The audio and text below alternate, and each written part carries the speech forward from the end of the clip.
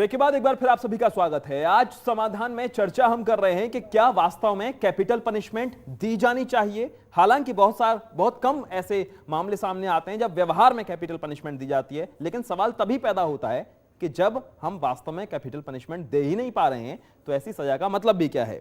हमारे साथ खास मेहमान हैं डॉक्टर अभिषेक आत्रे, हमारे साथ हैं, क्रिमिनल एडवोकेट हैं सुप्रीम कोर्ट में। बजरंग मुनि जी लोक स्वराज के संस्थापक हैं। Jagdish Pudeshia Amnesty International programming coordinator हैं।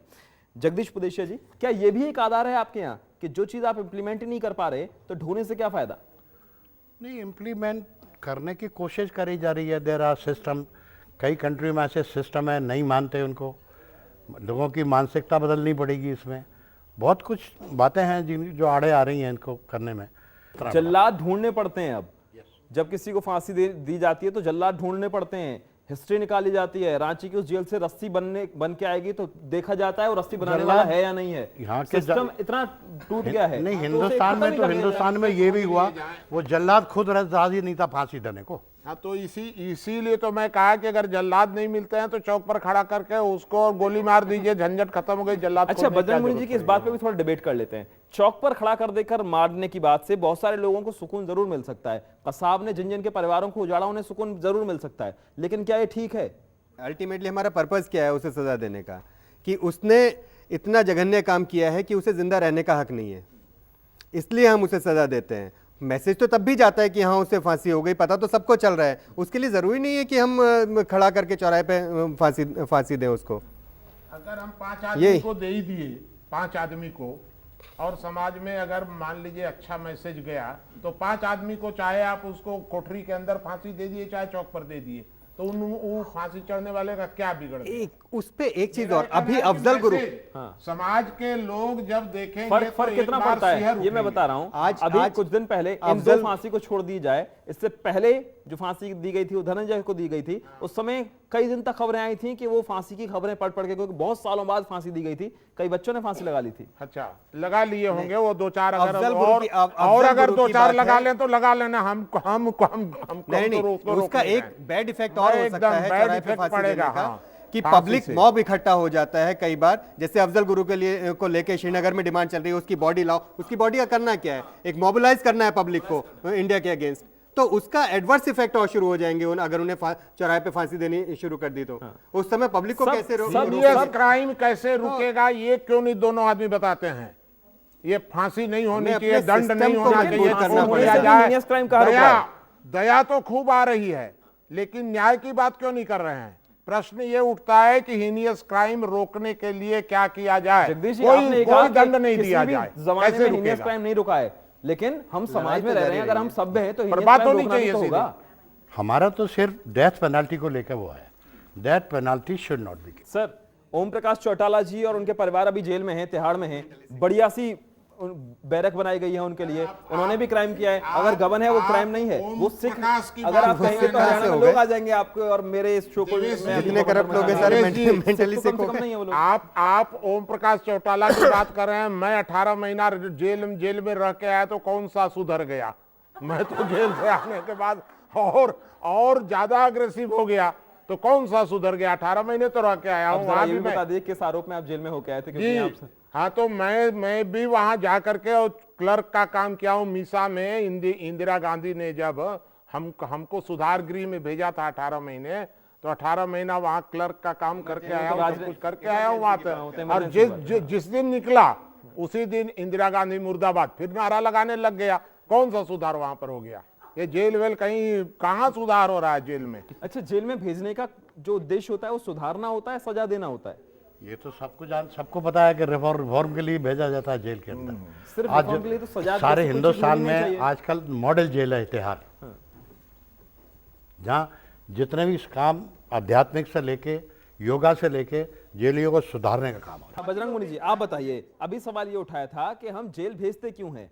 रिफॉर्म के लिए, सुधार के लिए या सजा देने के लिए? एडवोकेट साहब बताएंगे जरा का क्या पर्पस है। सुधार के लिए जेल हम भेजते हैं समाज में एक मैसेज देने के लिए कि हम इसको दंडित कर रहे हैं, तुम भी करोगे तो तुम भी अंदर जाओगे। यह मैसेज भय पैदा करने के लिए जेल देते हैं। अब ये किरण बेदी सरीखे कुछ खड़े हो गए बीच में, ये सुधार गृह बना दो, इनको सारा खिला दो। बाहर के लोगों को बेचारे भूखे भले ही मर जाए, लेकिन उनको तो बढ़िया से बढ़िया खाना मिलना चाहिए, क्योंकि वो जेल में हैं। तो इन अपराधियों के लिए जो ह्यूमन राइट और फलाना और ठिकाना ये सब खड़े हो जाते हैं। अगर एक उम्मीद की किरण है कि उनमें से 2 लोग सुधर सकते हैं, तो क्यों ना सुधारा जाए उन्हें? हाँ, तो 2 लोग अगर सुधर सकते हैं उन लोगों में से, तो इसलिए 98 लोगों के साथ अत्याचार होने दिया जाए, 2 लोगों को सुधार दीजिए आप।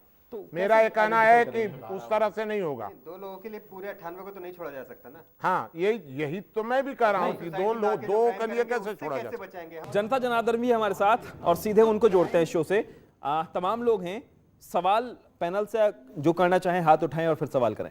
सर, आप कहते हैं जो जघन्य अपराध होते हैं वो मेंटली सिक लोग करते हैं, तो जब हमें पता है कि वो मेंटली सिक है, तो उनकी सोसाइटी को जरूरत क्या है?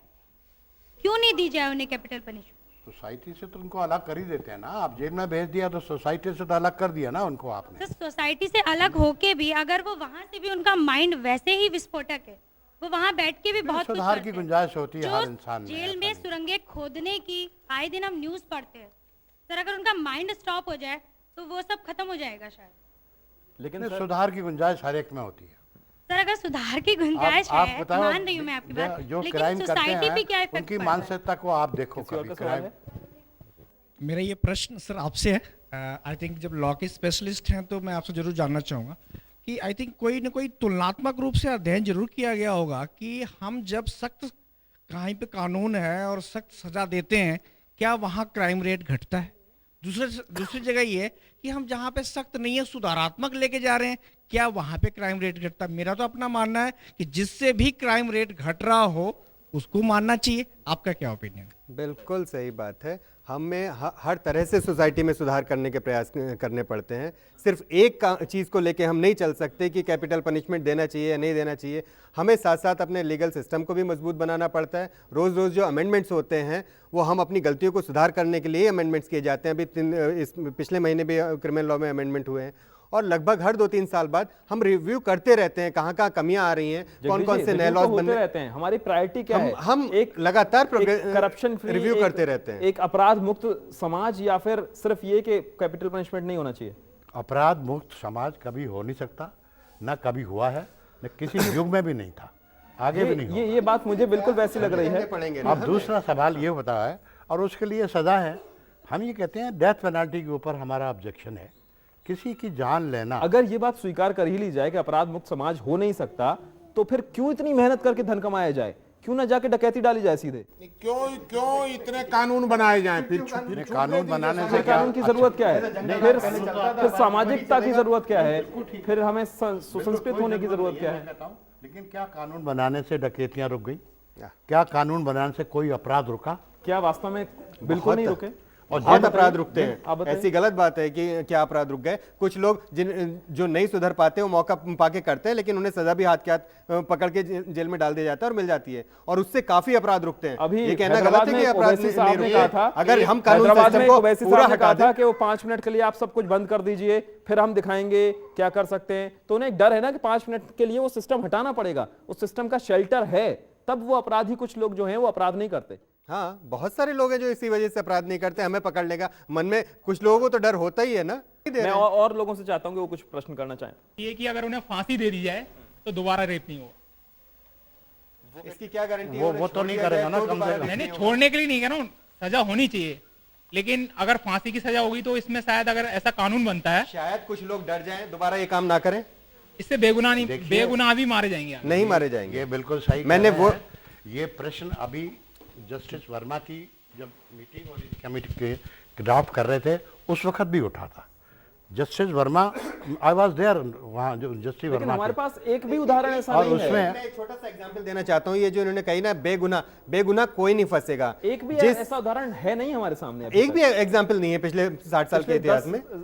साल का, 20 साल का, 100 साल का उठा के देख लो। सर ने बोला है कि अगर मान लीजिए जैसे रेप केसेस होते हैं तो फर्क बहुत ज़्यादा पड़ता है इस बात का कि और भी जनता, जो आम जनता है, मेरे हिसाब से कि वो बहुत जागरूक हो जाती है। वरना तो अगर खुला छोड़ दिया जाए तो बहुत, 1 मिनट के लिए भी, छोटा सा एग्जांपल लेते हैं, मान लीजिए किसी की चेन खींची गई है और हमने खुला छोड़ दिया तो फिर तो उसे कोई डर ही नहीं है। अब वो एटलीस्ट भागता तो है कि Exactly. भाई उसे डर तो है पुलिस का या आम जनता का। अगर हम बिल्कुल ही खुला छोड़ दें तो फिर तो देखिए, या आप जंगल राज हो जाएगा। बिल्कुल, और आप खुद महसूस करेंगे रैगिंग के लिए जब कानून आया ये था, बिल्कुल अगेंस्ट हूँ। मैं तो कहती हूँ फौरन जल्दी से जल्दी डिसीजन होना चाहिए। Exactly. जो कसाब के ऊपर इतना करोड़ों रुपया जो खर्च हुआ है वो अननेसेसरी है। भूखे बालक बिखलाते हैं, मतलब एक वो है मैथिली शरण गुप्त की कविता है कि हमारे यहाँ जो इतने बड़े क्रिमिनल हैं उनके ऊपर करोड़ों रुपए खर्च किए जा रहे हैं और बच्चे बेचारे आज हमारी कितनी % जनता जो आज भूखी सो जाती है।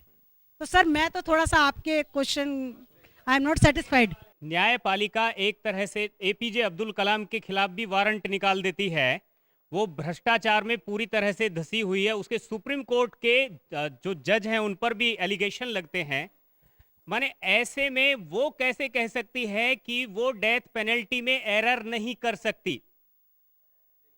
पहला तो आपका ये एलिगेशन ही गलत है कि भ्रष्टाचार में पूरी तरह धसे हुए हैं। हमारे पास इस सबके लिए कानून बने हुए हैं। कोई करप्ट आदमी इतनी आसानी से नहीं बच सकता और अल्टीमेटली एक ना एक दिन पकड़े ही जाते हैं, चाहे ओम प्रकाश चौटाला हो या ए राजा वाले और कनिमोजी के एग्जाम्पल्स हो। और बेबुनियाद एलिगेशंस लगाना एक अलग बात है।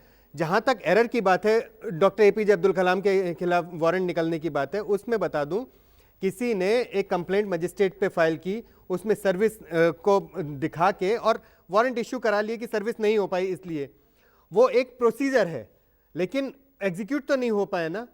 हर चीज़ पे एक के बाद एक निगाह रहती है। वो बिल्कुल सबसे लोएस्ट रैंक का मजिस्ट्रेट था जिसने वो ऑर्डर किए थे और उसके बाद एक कई चेन बनी हुई है हमारे यहाँ विजिलेंस के लिए। जहां तक डेथ पेनल्टी की बात है, लाइफ इम्प्रिजनमेंट, 10 साल से ऊपर का इम्प्रिजनमेंट, ऐसा कोई भी केस हिंदुस्तान में डिसाइड नहीं होता जो सुप्रीम कोर्ट तक ना पहुंचे और सुप्रीम कोर्ट अपने व्यूज उस पर ना रखे। हर एक मैटर को सुप्रीम कोर्ट कंसीडर करता है। डेथ पेनल्टी इतनी इजीली नहीं दी जाती कि जो एरर ऑफ जजमेंट की बात है, हर एक लोअर लेवल के मजिस्ट्रेट की बात, ऊपर तक इतनी सारी चेन है, इतने सारे रिव्यूज होते हैं, तब जाके जजमेंट की एरर की गुंजाइश नहीं बचती। अगर कोई अपराध करता है तो पनिशमेंट तो मिलता है जिससे कुछ ना कुछ समाज में सुधार होती है, लेकिन मैं जहां तक सोच रहा हूं सुधार नहीं हो रही है। और पनिशमेंट जितना ही हम कोशिश कर रहे हैं कि इसे पनिशमेंट दो, उतना ही जो है अपराध गहराता हुआ चला जा रहा है, बढ़ता जा रहा है। लेकिन हमें थोड़ी सी अगर राहत भी मिलती है तो मुझे ये समझ में आ रहा है कि समाज के लोग ये समझ जाते हैं चलो यार कम से कम हम संभल जाए, नहीं तो हो सकता है मेरे साथ भी ऐसा हो जाए। इतना हो रहा है लेकिन अपराध रुक नहीं रहा। बजरंग मुनि जी, हम मैं बता रहा हूं आपको, मैं आपको बता रहा हूं एक सुधार करने की जरूरत है। अभी तक दुनिया में 2 प्रकार के विचार हैं, न्यायिक विचार। एक में है कि चाहे 100 अपराधी छूट जाएं, एक भी निरपराध नहीं फंसना चाहिए, एक। और दूसरा है जो कम्युनिस्ट देशों का है कि चाहे 100 निरपराध फांसी पर चढ़ जाएं लेकिन एक भी अपराधी नहीं छूटना चाहिए। भारत को एक तीसरा मार्ग पकड़ना चाहिए कि न कोई अपराधी छूटेगा और न कोई निरपराध फंसेगा। लेकिन भारत ने इस सिद्धांत को छोड़कर उसने वो पश्चिम का सिद्धांत अपना लिया कि चाहे 100 अपराधी छूट जाएं एक भी निरपराध नहीं फंसेगा। सिद्धांत तो वो अपना लिया और साधन हमारे पास उतने उपलब्ध नहीं थे जितने पश्चिम के पास धन जितना ज्यादा खर्च करने को था। तो जब तक हमारी वह आर्थिक स्थिति मजबूत न हो जाए तब तक हमें इसको बदल देना चाहिए और ये कर देना चाहिए कि न कोई अपराधी छूटेगा और न कोई निरपराध दंडित होगा। ये मौलिक चेंज होना चाहिए। केस को डिसाइड करने में 25-25 साल लगते हैं, ये कहाँ का न्याय है? तो फिर तो लगेगा ही नहीं उतना।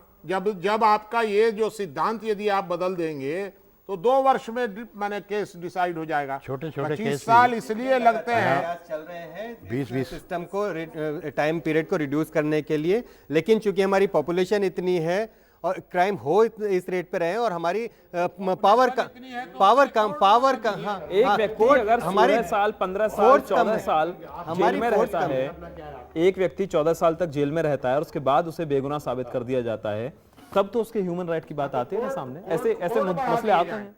कोर्ट बढ़ाने से मतलब कुछ नहीं होगा, कोर्ट्स भी बढ़ानी पड़ेंगी। हमने एक सर्वे किया था सर्वे किया था कि ये अपराध कितने हैं। आपको ये सुन के हैरानी होगी कि 70% अपराध माइनर अपराध है, छोटे छोटे अपराध जो न्यायालयों में फंसे हुए हैं। लेकिन उन्हें फांसी थोड़ी दी जा रही है। नहीं, मैं एक न्याय प्रक्रिया ये जो सिस्टम की बात कर रहा हूँ। 70% जो अपराध हैं जो कोर्टों में केस चल रहे हैं बड़े माइनर नेचर के हैं, समझे। एक छोटे अपराध से ही आदमी शुरुआत करता है। मेरी बात सुनिए जरा, रिश्वत लेनी शुरू करता है, पहले 5 रुपए की लेगा, 10 रुपए की लेगा, फिर जब वो मिनिस्टर बन जाएगा तो करोड़ों की एक बात रिश्वत सुनिए लेगा। ना, आप जरा मेरी बात तो सुनिए ना, कम से कम, जगदीश तब तो नहीं बताइए। समझे। ये कहते हैं हम जज बढ़ा दो, ये बढ़ा दो, इन अपराधों को 20-20 साल तक कोर्ट के अंदर लगे हुए हैं। इन छोटे छोटे अपराधों को ब्रिटिश राज में एक सिस्टम था, जितने भी रिटायर्ड जज थे या एमिनेंट वकील थे उनको उन्होंने ऑनरेरी मजिस्ट्रेट बनाया हुआ था। जूरी वही ना, ऑनरेरी मजिस्ट्रेट बनाया हुआ था। वो अपने घर में रिटायर होने के बाद अदालत लगाते थे। एक वन टाइम खर्चा उनको देती थी गवर्नमेंट, उनको अपने ऑफिस बनाने। बाकी जितनी कोर्ट फीस आती थी, काले कानून भी थे। नहीं काले कानून की, मैं छोटे अपराधों की बात कर रहा हूँ। काले कानून तो कैसे न्यायालय separate बहुत करेंगे है आप? हमारी। छोटे अपराधों के लिए वो करेंगे, बड़े अपराधों नहीं, के लिए हाँ, नहीं। बिल्कुल, ये वो तो छोटे अपराधों के लिए फांसी देते थे। किसी ने किसी क्रांतिकारी को घर में जगह दे दी, इस बात को लेकर फांसी दे दी जाती थी पूरे घर को। वो जेब काटने के लिए भी फांसी वो होती तो थी हर उस बात टाइम पे। नहीं, कानून की वो बात नहीं थी, मैं एक सिस्टम की बात कर रहा हूँ। वहाँ ये छोटे मोटे से, और ना कोई क्राइम होता था, क्योंकि मतलब ऐसा किया जाना चाहिए कि उन्हें रिटायरमेंट के बाद भी सुविधाएं। और ये जो घर में चोरी कर ली, मेड ने सर्वेंट ने 25 रुपए की चोरी कर ली, ये कर लिया, पहले जेल में भेज दिया उसको, अब 10 साल से जेल में पड़ी हुई देखिए है। वो बात जैसे उन्होंने बताया, चेन खींचने के लिए जो एक आदमी उसका औरत जमानत की देने चेन वाला खींच के कोई एक आदमी नहीं है, भागा उसका पैरवी करने वाला और कोई नहीं उसके है। बाद उसे छोड़ दिया तो 10 कदम आगे जाके दूसरे की खींचेगा, उसे मौका लगेगा तो फिर कुछ वो और क्राइम वाली करेगा। कहानी बड़ा सबने सुनी है। जब फांसी पे चढ़ रहा होता है अपनी मम्मी का कान काट के बोलता है कि पहली बार चोरी की, पहली बार, तब रोक लेते। जी हाँ, सर मैं कुसुम, मेरा सवाल जगदीश जी से है। सर अभी जो 16 दिसंबर का केस हुआ था, अभी दामिनी केस, अगर वो जिसमें से 6 अपराधी थे, जिसमें एक आप कहते कि आप नाबालिग है, वो 17 ईयर्स, ओके, अब बाकी के 5 अगर आपके हवाले किए जाए तो आप क्या सुधार लाएंगे उनमें? कानून है किसी आधार पे बने हुए हैं, ऐसे तो नहीं है। और कोई भी कानून इंसान में किसी भी सेंटीमेंट या व्यक्ति विशेष इसमें ह्यूमन राइट्स क्या करेगा व्यक्ति सर? विशेष के सोच के ऊपर नहीं बनता। कानून का बड़ा व्यापक वो होता है, बहुत कुछ उससे कानून बनाने फांसी से एक पहले सजा बनी है उसका आखिर। असर देखना पड़ता है, इसका असर कहाँ होगा सोसाइटी में। तो अगर कानून में फांसी का प्रावधान है तो आप फिर क्या करेंगे? सवाल तो यही है, उन अपराधियों का आप क्या करेंगे? आप क्या सजा देंगे? आप सजा दे तो रहे हो, आप और नहीं, क्या आप तो क्या- जवाब अच्छा, दे रहे हो और क्या एक और बात है जगदीश जी, ये सवाल भी मैं आपसे करूंगा कि क्या आपको ये नहीं लगता कि आपने कहा निर्दोष को भी फंसाया जा सकता है, बजाय इसके उल्टा है, बहुत ज्यादा शेल्टर दिया जाता है। सिर्फ 6 महीने कम है 17-18 साल होने में। जो छठा आरोपी है 17 साल 6 महीने का है, सबसे जघन्यतम तरीके से उसने अपराध किया है, हत्या की और हमारी कोशिश की, मजबूरी, हम उसका कुछ नहीं बिगाड़ सकते और उसका कुछ नहीं कर क्योंकि सकते। law बना वो हुआ 2-3 है, साल अगर आज तक हम बाल सुधार करेंगे गृह में भी, रहेगा और तो आ उसको भी जाएगा। हम रेट्रोस्पेक्टिवली अप्लाई नहीं कर सकते। एक आइसोलेटेड केस के ऊपर सारा समाज तो नहीं बदला सकता, सारा कानून कोई सवाल है और कोई नहीं सवाल बदल करेगा? जी। सकते। आपसे क्वेश्चन है, जैसे कि फांसी की सजा के लिए कुछ लोग पक्ष में हैं, कुछ विपक्ष में हैं, तो मर्सी की सजा के लिए अभी मर्सी डेथ का नाम तो सभी ने सुना होगा। अभी मेन बंदी का नाम मुझे याद नहीं आया, अरुणा या कुछ ऐसा नाम था, जो नर्स थी जिसके साथ रेप हुआ था, शायद 19 से, हाँ, she was in coma. Sir वो अभी तो अभी तक उसको ऐसा कोई कानून क्यों नहीं बना कि हमें मर्सी डेथ मिल जाए? लॉ मेकर्स, हम इस तरह का कोई कानून नहीं बना सकते कि जो आदमी को अपने मरने के लिए सजा दे। आज एक केस में सर, हम उसका अगर हम जीना अलाउ मरना कर तो लेकिन एक बराबर ही है, अगर उससे हम वो आज फर्क एक नहीं केस में है। अलाउ किया करते हैं तो कि जब एक व्यक्ति जिसे नीड है, जिसका एक एक पल बिताना मुश्किल हो रहा है, उसे आप मौत नहीं दे सकते, तो फिर उसी कानून के अंदर दूसरे व्यक्ति को मौत कैसे दे सकते? लेकिन आउट ऑफ द वे एक बात कह सकता हूं, उसे कोर्ट में जाने की जरूरत क्या थी? अगर किसी को अपनी आप नहीं तो आत्महत्या भी हम कानून के हिसाब से अपराध है ना। फ्रॉम द वो साइड अपराधी ऑफ नहीं लॉ मरना हम चाहती। अलाउ नहीं कर सकते वो इस चीज अपराधी को। नहीं मरना चाहती, वो नहीं चाहती कानून के हिसाब से उसे बताया जाए कि सोसाइटी की इस धारा के अनुसार उसने क्राइम किया है। क्योंकि एक एग्जाम्पल पेश करना, हम एक को सजा देंगे, कल के दिन को हर आदमी जिसको जो पकड़ा जाता है ना, जो टेररिस्ट पकड़े जाते हैं, वो हमने बीच में वो तुरंत ये कहेगा नहीं जी मेरा मरने का राइट है, मैं मरना मुझे चाहता लगता हूँ। है एंडलेस टॉक है। 309 बीच में कुछ टाइम के लिए, एक सेकंड, 309 बीच में कुछ टाइम के लिए हमने खत्म किया था, उसे दोबारा से रिवाइव करना पड़ गया। उसमें 309 में यही था, आदमी अपने आत्महत्या नहीं कर सकता, उसके लिए 1 साल का पनिशमेंट है। इंडियन गवर्नमेंट ने, हमने कुछ साल एक्सपेरिमेंट किया, लेकिन उसके बाद इतने केसेस सामने आए, हर जो भी ऐसे क्राइम में पकड़ा जाता था, टेररिस्ट वगैरह, वो मरने की कोशिश करते थे। हम उन्हें कैसे रोकेंगे? तो हम एक केस में ये एग्जाम्पल सेट करके बाकी सबके लिए लाइन नहीं खोल सकते। कुछ भी है जो लॉ है हमें वो फॉलो करना पड़ेगा। हम इस तरह से लॉ चलिए, समाधान नहीं की कर ओर सकते जाएंगे। कि सबको बहुत लिए एग्जाम्पल बन ये जाए। मर्सी का समाधान ये समाधान की ओर हम मुनीष जी जाएंगे। बताएंगे। क्या कोई समाधान दे सकता है?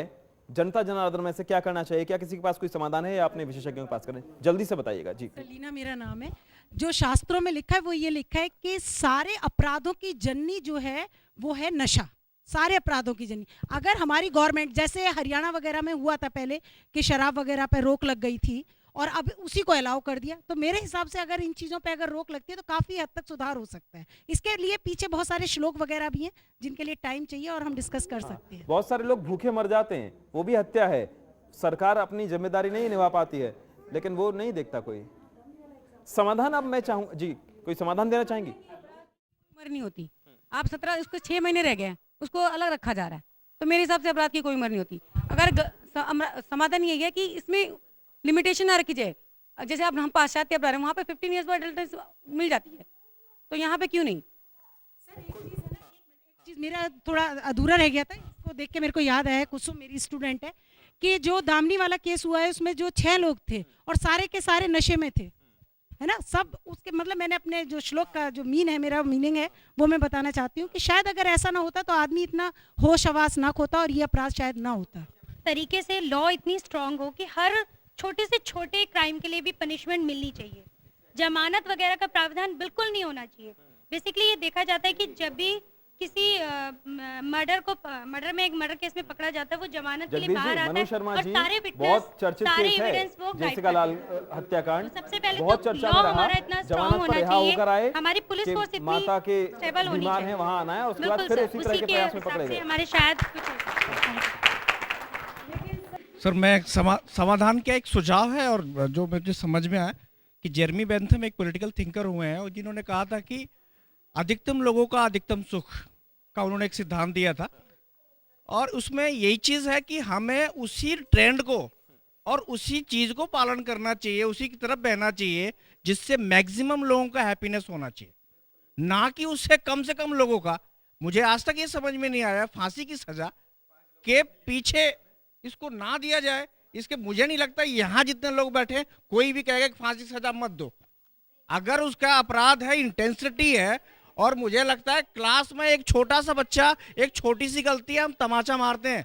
और हमारे संस्कार, हमारे सभ्यता में ये बात कही गई है कि जब शुरू में ही सुधार के सुधारा जाता है तभी सुधरता है। आज की डेट में हम स्कूलों में भी देख रहे हैं सर कि जब ये स्कूलों में अब बच्चों को कोई अनुशासन नहीं रह गया, स्कूलों में चले जाइए, टीचर्स की कोई इज्जत नहीं रह गई है, कारण सिर्फ यही है, उसमें भी सुधारात्मक आ गया है। टीचर आंख नहीं दिखा सकता, ये एक अलग गुस्सा बहस नहीं है, कर सकता। ये एक अलग बहस है। हालांकि सिर्फ ये हाँ, फांसी की सजा, मैं ये नहीं मानता, फांसी ये की अलग सजा बहस है। नहीं, मैं अलग बहस है। हम चाहेंगे अब पैनल से जरूर देना चाहिए। अब चाहेंगे पैनल से जी। अभिषेक जी, क्या समाधान हो सकता है? फांसी की सजा के पक्ष में हैं आप, विपक्ष में? नहीं, कोई समाधान जितनी है? फांसी कैसे की भी? सजा है वो तो जरूरी है और इतनी दी भी जानी चाहिए, वरना तो हम क्राइम को नहीं रोक पाएंगे। इसके अलावा भी हमें अपने सिस्टम को मजबूत करना पड़ेगा। वो जो उस लड़की ने बात कही थी और सब लोग इस बात को मानते हैं कि हमें अपने आदमी को पुलिस से, कोर्ट से डर लगना चाहिए और ये नहीं हो कि हाँ पे चले क्राइम कर लिया उसके बाद मैं वकील को अच्छा वकील एंगेज करके और जमानत पे छूट के बाहर आ जाऊंगा फिर से ये क्राइम बात करूंगा। मैं पोस्ट करने के लिए ये एक concept- उदाहरण दूं। अगर पूरे उत्तर भारत में अगर कहीं घूमे, एकमात्र नदी मिलती है चंबल, जिसका पानी ऐसा है कि आप हाथ में लेकर पी सकते हैं। शायद इसीलिए कि डकैतों के भय की वजह से कोई कोटा को छोड़कर शहर उसके किनारे नहीं बस पाया, घड़ियालों के डर की वजह से अपनी भैंसें उसमें कोई नहीं उतारता, उसमें तैरता कोई नहीं है, उस डर की वजह से कोई पोल्यूशन उसमें नहीं हुआ और उसका अस्तित्व बचा रह गया। आप क्या कहेंगे? अस्तित्व को बचाने के लिए थोड़ा डर भी जरूरी है। डर के लिए कौन मना कर रहा है? हमारा तो ये है कि यमुना की दुर्गतियां देखिए। That's all. इसमें कोई पर्पस सॉल्व हुआ नहीं आज तक। हाँ, तो वो डर का रूप चेंज कर देना चाहिए। फांसी की सजा देने की जगह उसे एक छोटे कमरे में डाल के खूब प्रताड़ित जिंदगी भर करना सजा चाहिए। दो आपको, उसको सजा देने के लिए तो हमने कभी मना नहीं करा। कोई क्राइम करेगा सजा क्यों नहीं मिलनी चाहिए उसको? उसे 20 साल तक पाला जाए। ये क्या ह्यूमन राइट? सजा देनी है तो उठा के देके छुट्टी करो। काले पानी में डाल दिया जाए और आप उसे सोचते हैं ना, प्रताड़ित किया जाए। जब आदमी खुद फंसता है जब पता लगता है कि क्या करना चाहिए उसके साथ में। उसको उससे पूछो और इन सब से पूछो, अगर कोई इनमें से ये कह दे कि उसको फांसी नहीं मिलनी चाहिए उन लोगों को। मेरा कहना है एक समाधान इतना सा है कि हमारे यहाँ पर अपराधी के लिए दंड तो है लेकिन प्रिवेंशन नहीं है। किसी तरह की समाज भी उसके लिए तैयार नहीं है, ना अपनी जिम्मेदारी समझता है कि समाज में अपराध ना हो। मोहल्ले के लोग जो हैं, कोई इस तरह की उनके बीच में इस तरह का कोई रिलेशन नहीं है, कोई इस तरह की व्यवस्था नहीं है कि वहां पर अपराध को होने से पहले ही रोका जाए, उस पर नजर रखी जाए। और अगर कहीं पर कुछ वाद विवाद होने की गुंजाइश है या कुछ इस तरह की ओर बढ़ रहा है कोई युवा या कुछ भी, तो उस पर ध्यान रखा जाए। मैं बस आखिरी मिनट के लिए, हाँ आखिरी मिनट के लिए मेरा जी, केवल पैनल एक के सुझाव पास है, जाऊंगा। मेरा सिर्फ केवल सुझाव। एक सुझाव है कि अगर फांसी की सजा को भारत में समाप्त करना है तो जब तक अपराधों पर नियंत्रण नहीं होता है तब तक हर साल कम से कम 50 फांसी दी जाए, जिसमें से 5 सार्वजनिक हो और 45 गुप्त हो, और ये संख्या धीरे धीरे आगे चल के घटाई जाएगी, शून्य कर दिया जाएगा। इन्होंने अभी बड़ी अच्छी बात करी है, कानून बनाने से अपराध नहीं रुकता, प्रिवेंटिव मेजर हमको देखने पड़ेंगे। अपराध को रोकने की कहाँ ज़रूरत है, कहाँ से जन्म लेता है ये, किन परिस्थितियों में ये अपराध होते हैं, उनका एक मनोवैज्ञानिक हमें अध्ययन करना पड़ेगा और उसके ऊपर भी साथ काम करना पड़ेगा। बहुत शुक्रिया। देना भी एक अपराध है। जो लोग उसके लिए रेस्पॉन्सिबल हैं, उनके आंखों के सामने अपराध होते जा रहे हैं लेकिन वो अपनी ड्यूटी नहीं निभा रहे police officers, they are also equally responsible and they also be punished. बहुत शुक्रिया सभी का, बहुत शुक्रिया इस डिस्कशन के लिए भी और वाद विवाद के लिए, किसी निष्कर्ष पर निकलने की कोशिश के लिए। लेकिन यूएन में ये चर्चा हुई, पूरी दुनिया में ये कोशिश हो रही है कि फांसी की सजा न दी जाए, इसलिए ये बहस हमने भी आज की। लेकिन ज्यादा अच्छा होता कि कोशिश दुनिया में ये होती कि अपराध ही ना होने दिए जाएं। इस विशेष में आज इतना ही, समाधान में इतना ही। देश दुनिया की तमाम खबरों के लिए आप देखते रहिए A to Z न्यूज़। नमस्कार।